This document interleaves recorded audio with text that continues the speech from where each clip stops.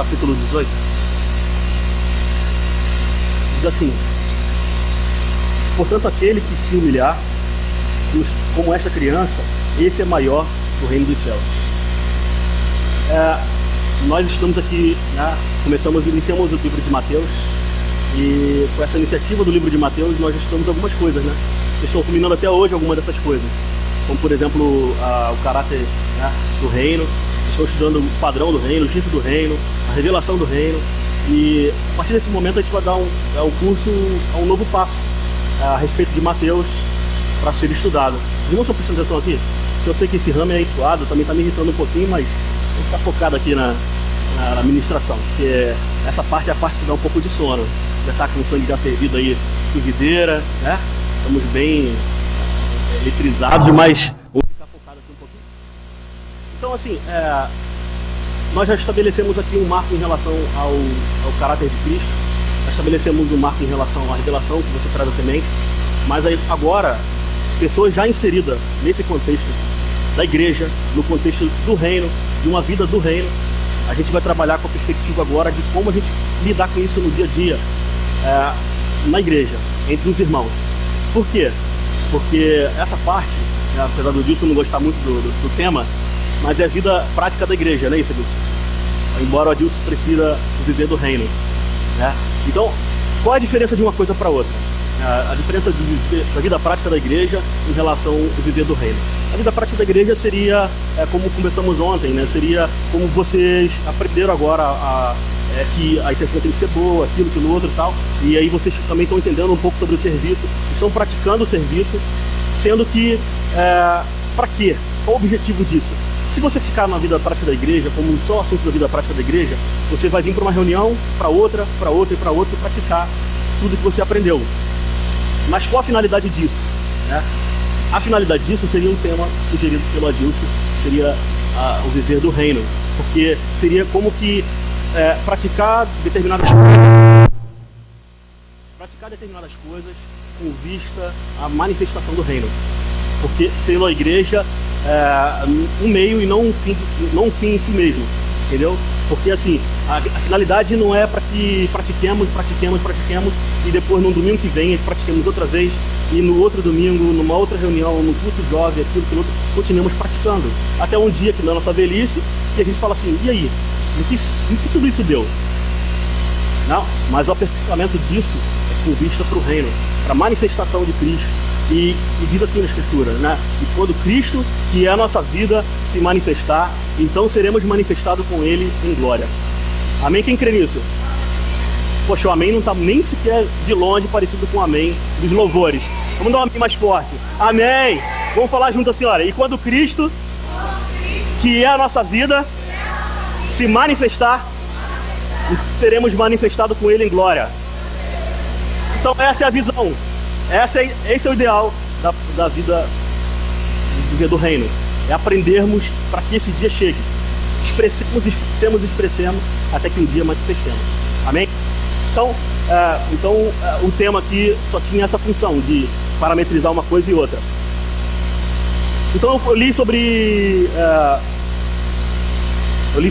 humilhar-se, né? Então o Senhor Jesus, esse tema, depois da indagação de alguns dos discípulos, perguntando quem seria o maior. E aí eu pergunto para vocês, quem seria o maior no reino? Alguém quer ser ousado e falar quem seria o maior no reino? Deus? Quem mais falaria alguma coisa em relação a isso? Quem se humilhar? E ser como uma criança. Amém. Então vamos lá. O Senhor Jesus colocou isso como um parâmetro, a humilhação. Mas a humilhação, diferente do que se imagina, não é a humilhação de quando você passa uma vergonha, as pessoas te humilham, não é isso. A humilhação não tem essa ideia de você passar por uma situação constrangedora, ou a pessoa te humilhar e você ficar constrangido, não é isso. E também não é aquele sentimento ruim de autoestima baixa, não é isso. Humilhação não é isso não é simplicidade. Autoestima baixa ou autoestima alta, isso daí não tem nenhuma relação com nada de Cristo, né? Isso é um parâmetro nosso, interior nosso, no sentido de vermos como saudável emocionalmente, não tem nada a ver com humilhação. Humilhar-se mesmo é diferente disso tudo que eu estou falando.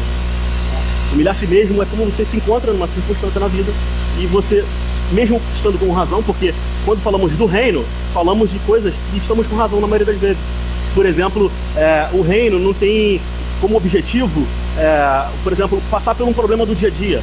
O reino, isso é para que aperfeiçoemos o nosso caráter.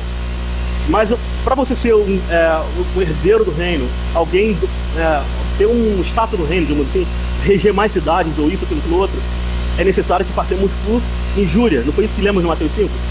Então, quando você estiver certo, e nesse momento que você estiver certo, você vai ter que optar, mesmo certo, por humilhar a si mesmo.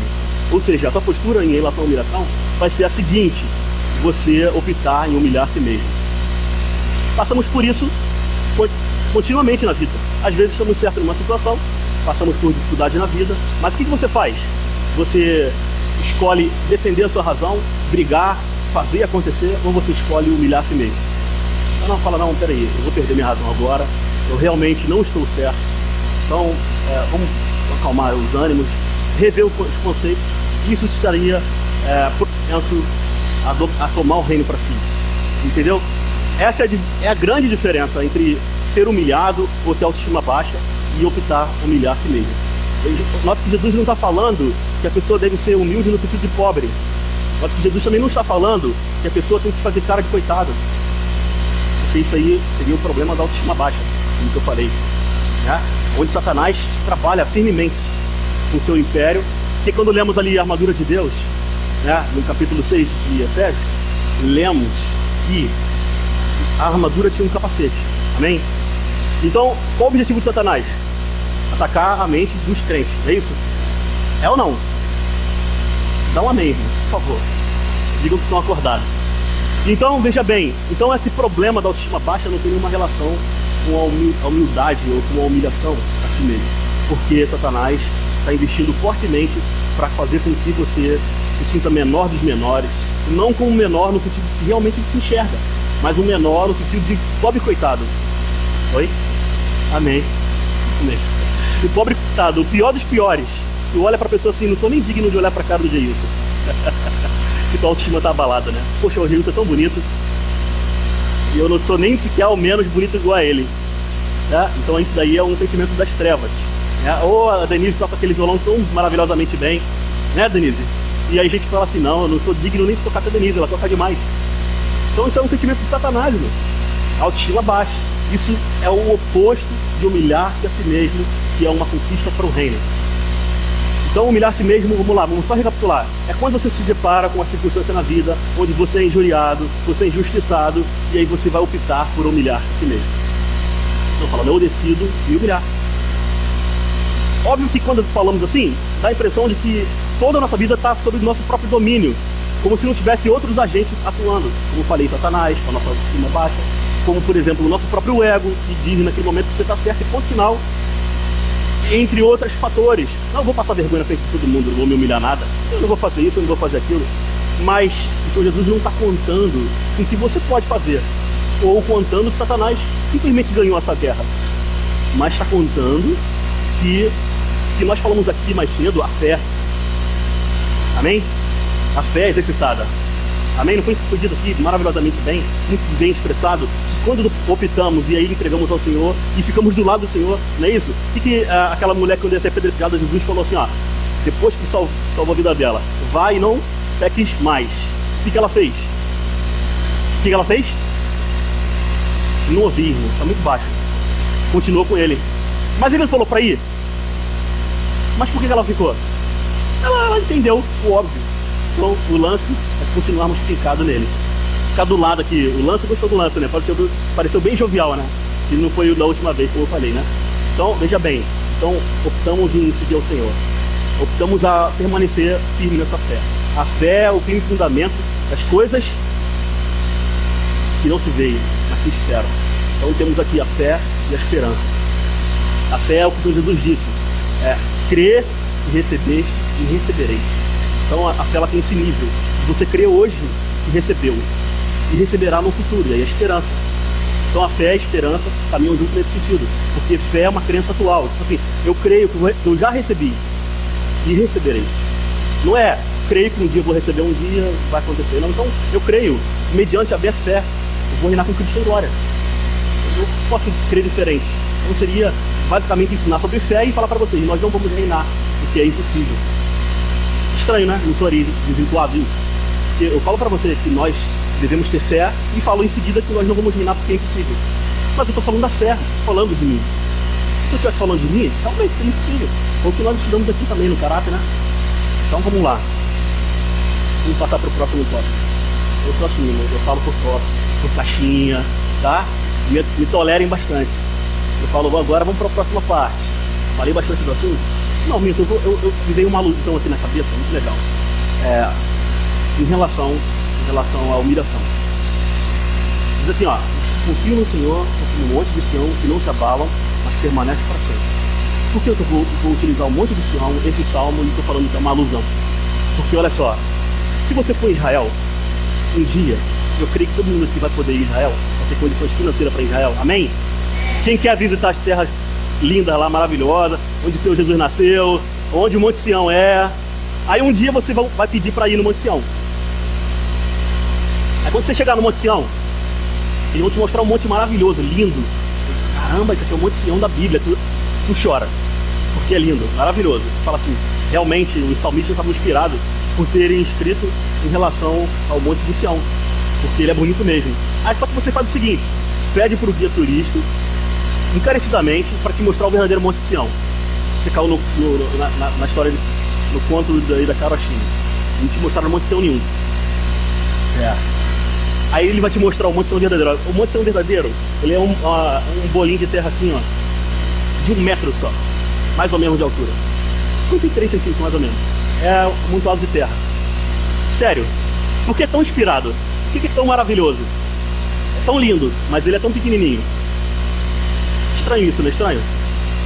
Por que essa alusão do Monte Sião tão maravilhoso, tão poderoso espiritualmente, tão tudo quanto lemos nos Salmos, se ele é um montinho pequeno, que não serve para nada, mas ele é rodeado de montes, entendeu?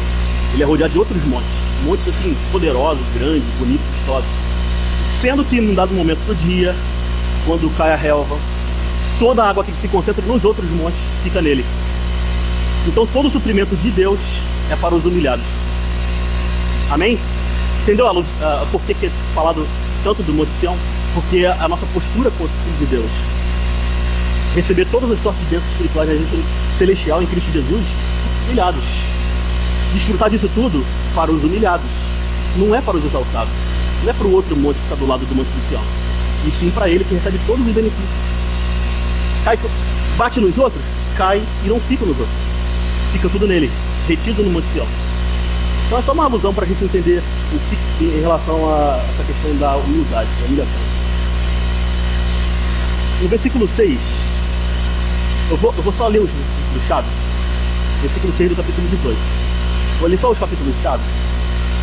Capítulo 18 de Mateus, versículo 18. Versículo 6. Versículo 18, versículo 6. Por que eu vou ler só os versículos chaves? Para a gente ganhar tempo, né? Eu acho que tem um Adilson para falar ainda aí, né? Ou o Gabriel, eu não sei. Meia-noite? Vamos lá. Aí, tá vendo? Quero dormir cedo hoje.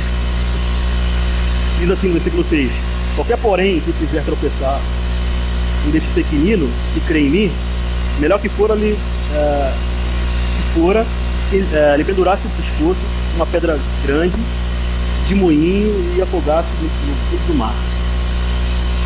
Então, outro ponto, a outra caixinha, como ele disse, é a caixinha do escândalo, né? E a gente depara com isso também na vida da igreja. A gente depara muito com escândalo versus testemunho, né? A gente depara com isso frequentemente, porque eu tenho a ligeira impressão de que fica um monte de olhos para você o tempo todo. A impressão que eu tenho é essa, irmão, de verdade. A nuvem de testemunha não são os anjos que estava falando em hebreu, são os irmãos na relação da igreja.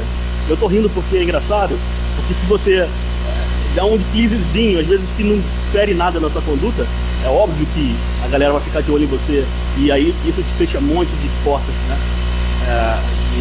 E é muito complicado, porque falar desse assunto porque o Senhor Jesus trata com seriedade também, né? Ai de quem por quem vira o escândalo, né? Então, pré-requisitos do reino é realmente o escândalo. O escândalo também faz parte desse pré-requisito. O que seria o escândalo?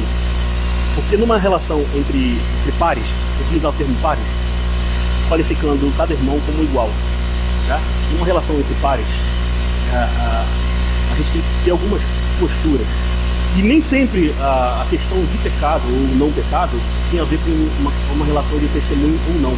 Às vezes, um simples comentário que você fez, isso não soou bem para um, o outro vai falar para terceiro, mas ai de quem viu um escândalo. Não está dizendo aqui, ai do fofoqueiro, por hora. Ou nem está falando ai daquele que cometeu o pecado, mas está falando de ai por quem vira o escândalo.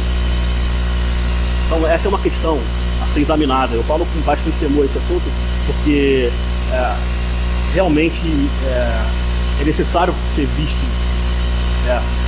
Bom fazer o autoexame, principalmente jovem. O jovem é muito cobrado, a postura do jovem é cobrada demais.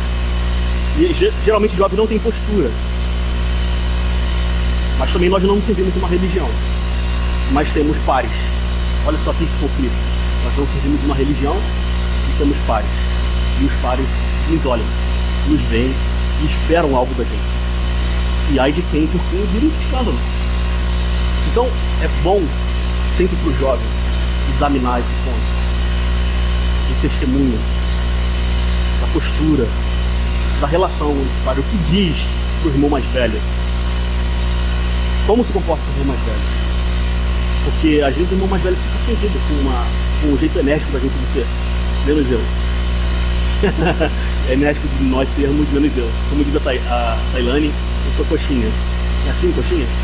Então o coxinha não é muito enérgico, beleza. Então devemos examinar essa questão. Devemos olhar essa questão com calma, com carinho. Ver se a forma como vestimos, não estamos pregando religião. Estamos falando de ai de quem vira um escândalo. É diferente. Ver como falamos. Se falamos com respeito para aquele que é mais velho, ou se falamos com nossos pais de forma áspera, ou se falamos de uma forma que possa trazer danos aos nossos pais. Então, veja bem, não é apenas a questão do pecado pela qual vem o escândalo. O escândalo vem muito sutil. Vem apenas por você ter queimado o seu testemunho. E às vezes nem sempre é por uma questão pecaminosa. Entendeu? Então é necessário rever essa questão, pensar duas vezes no que fala, ser mais cauteloso. Aquele lance que eu falei da amabilidade, o jovem é mais difícil de amar, digo assim, de expressar esse amor, né? E talvez não difícil porque não saiba, mas difícil porque como é interpretado, entendeu? Então é necessário a gente estar vendo, analisando essa questão, porque é uma questão preponderante para nos barrar de sermos achados herdeiros do reino. Amém? Amém ou não? Amém? Então, quais foram os dois pontos até agora? Primeiro ponto, a humilhação. O segundo ponto, escândalo. O terceiro ponto é o que eu comecei a falar, amor. Diz assim no versículo 10.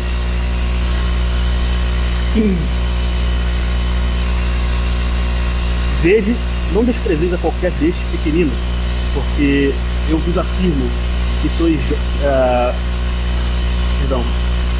vos afirmo que os seus anjos do céu veem intensamente a face do Pai do céu. E veem incessantemente a face... li novamente. Eu estou aqui pulando de uma parte para outra. Porque o Filho do Homem veio salvar o que estava perdido. O que vos parece? Se um homem tiver 100 ovelhas e uma delas extraviar, não a deixará nos montes as 90 e procurará a que se extraviou. E se porventura a encontrar, em verdade vos digo que maior prazer sentirá por causa desta pelas 90 que não se extraviaram. Então o Senhor está mostrando aqui que o próximo requisito, o próximo critério seria o amor. E sendo assim o amor, ele está fazendo um parâmetro, né? Utilizando aqui pequeninos, né? E os pequeninos seriam quem? Seriam os irmãos da igreja que se perdeu? Seria isso? Algum irmão que se perdeu? Ou alguém que nós desprezamos? E aí? Quem seria esse pequenino? Ele está falando aqui das 99 e falando aqui uma que se extraviou. Então ele está fazendo de novo essa relação entre pais, como tinha dito anteriormente. Está fazendo uma relação entre irmãos, entre cristãos, entre filhos de Deus. Né? Então o Senhor teve maior prazer em buscar, o maior amor em buscar a que tinha se extraviado, que tinha se perdido. Né? Então esse amor seria exatamente esse interesse de buscar o que se perdeu. Né? E esse ele classificou como pequenino, porque às vezes as coisas que nós desprezamos, para Deus há uma importância maior, uma importância muito grande. Entendeu? Então Deus está estabelecendo dessa forma esse parâmetro entre irmãos. Nós devemos ter esse zelo, esse coração de amar uns aos outros, o coração de buscar um pelos outros, de orar um pelos outros, de estabelecer isso como parâmetro. Mas eu digo para você, Deus é amor. Então, se nós não temos esse amor, nós somos mentirosos, porque no livro de Romanos diz que esse amor foi derramado em nosso coração através do Espírito Santo. Esse amor não é praticado por nós. Aí sim, eu aceito. Aí não seremos mentirosos. Mas devemos ter como prática para a vida do reino o amor, a prática de lutar um pelo outro, a prática de amar uns aos outros, de buscar um pelos outros. Amém? De resgatar. Porque é muito fácil você falar assim, o irmão foi, eu vou fazer por ele. Ele tem as razões dele, os motivos dele, né? E aí? Que diferença faz? Mas é assim que Deus está dizendo aqui? É assim que Jesus estabeleceu como pré-requisito para o reino? Que ele tem os motivos dele, deixa ele para lá. Seria isso que ele tinha dito? Ou ele está dizendo aqui que as 99 ele deixou e foi atrás dessa uma? Ou ele está estabelecendo ele mesmo, o seu caráter mesmo, o seu amor mesmo, que é ele, como parâmetro do amor para que pratiquemos nesse dia, na igreja, entre os irmãos. Que é lutar um pelos outros, amar uns aos outros, submeter-se uns aos outros. Amém? Amém. Amém. Glória a Deus. Amém. Eu queria pular para o capítulo 20. Dar um salto aqui para o capítulo 20. Amém. Então, vamos lá, recapitulando. Qual o primeiro tópico? O segundo tópico? O terceiro? Então vamos para o quarto. O quarto não é o capítulo 20 ainda não. É o capítulo 18 ainda, o versículo 15 em diante. Diz assim, que é o perdão. Se teu irmão pecar contra ti, vai arguí-lo entre ti e ele só. Se ele te ouvir, ganhaste teu irmão. Se porém não te ouvir, toma ainda contigo umas 2 pessoas, para que pelo depoimento de 2 ou 3 testemunhas toda a palavra se estabeleça. Se ele não atender, diz a igreja. É claro que isso aqui é uma doutrina, né? Claro, mas a gente quer desfocar dessa questão da doutrina, né? A respeito do perdão, de ganhar seu irmão, e se não ganhar, leva uma testemunha, e se não ganhar, leva a segunda. Caso não ganhe, leva o caso da igreja. Você não vai tocar nessa questão. Nós vamos tocar no ponto de que o Senhor Jesus também pré-estabeleceu o perdão como um pré-requisito para entrar no reino. Né? E como sendo o perdão um pré-requisito, nós devemos examinar também. Então o irmão errou contra você. Quem é que vai atrás de quem?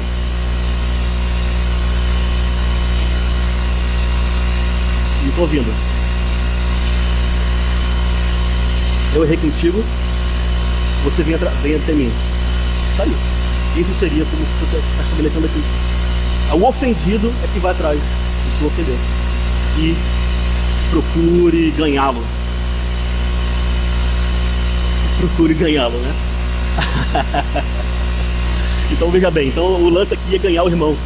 É como o tópico anterior da ovelha que se extraviou, da ovelha que se perdeu. É você trazer esse irmão de volta. Amém? É uma coisa levando a outra. Então você tem que trazer esse irmão de volta. Para isso você vai estabelecer esse laço, esse perdão. Você vai até o irmão com seus argumentos, questione-o, pergunte, examine-se e até chegar a um ponto onde vocês vão chegar a um ponto comum, né? E isso, essa predisposição sempre nasce da intuição, da intenção e da motivação do coração. Porque se não nasce no seu coração esse desejo de perdoar, e perdoar às vezes é uma questão emocional, sabe disso, né? Por que é uma questão emocional? Porque se você ainda pensa no irmão, chateado com o irmão, magoado com o irmão, aborrecido, de fato você não o perdoou. Entendeu?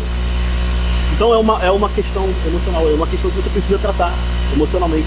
Então, para isso, se for necessário ao ganhá-lo, também expor o seu ponto de vista, falar, desabafar para ganhá-lo, então esse é o momento. Então, o Senhor Jesus está estabelecendo isso também como parâmetro de perdão.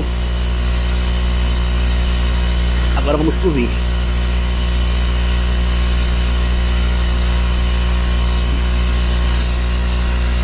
Versículo 6 do capítulo 20.